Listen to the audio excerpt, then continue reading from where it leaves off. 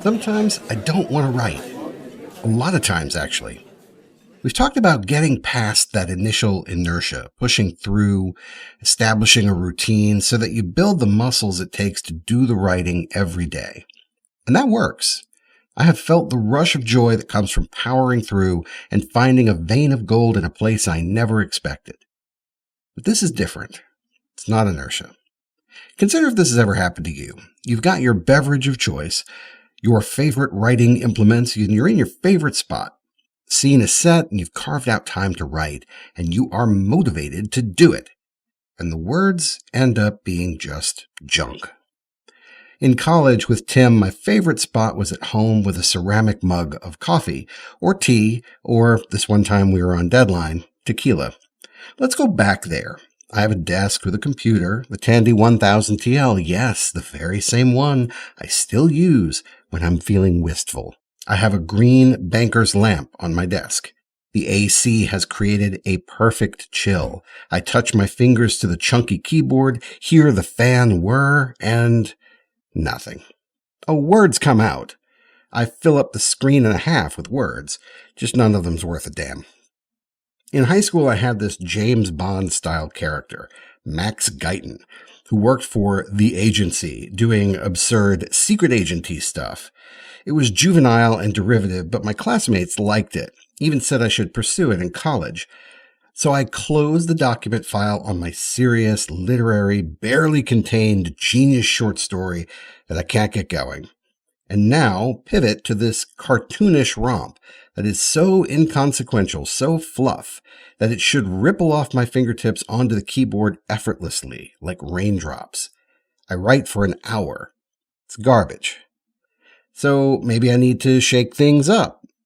Make one purposeful change to restart the engine by gaining new perspective.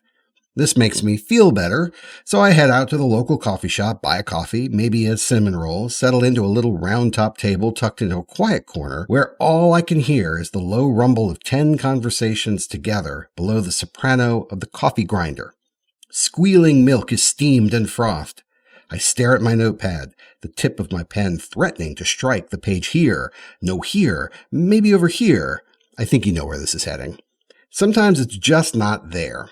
When you exercise the discipline, prep to do the work, and write something terrible, the most important thing is to not panic. We all have bad days. What is most likely happening? You need to replenish your creative mind. Think of it as filling up the tank or restocking the pantry. When I'm motivated to do the work and nothing good comes of it, beating my head against the wall, metaphorically, will only frustrate me and make it harder for me to start again tomorrow. But if I see this as just being out of gas, I can break through more quickly and get back on the right path. There are a few ways to restore your creativity, and they're all fun. Try as many as you like. Number 1, engage with nature. Take a walk. Focus on plants. Find bugs. Really embrace your inner Thoreau. Look at cloud formations. Feel the breeze shift the hairs on your arm. Being present in nature can help center your conscious mind and free up your unconscious to restart its work. Number 2, sleep. Sometimes a nap or a few good nights of sleep can help restore calm and focus. Number 3, discover new music. Songs are the soundtrack of our lives. If you are looking to recharge your creativity, find some new tunes. And number 4, the most important one, read. A lot. And whatever interests you. Read other people's fiction, poetry, news articles, essays, case studies, whatever intrigues you.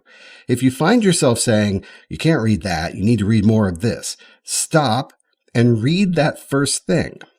I tend to read short stories for inspiration, but I frequently reread books that I greatly admire.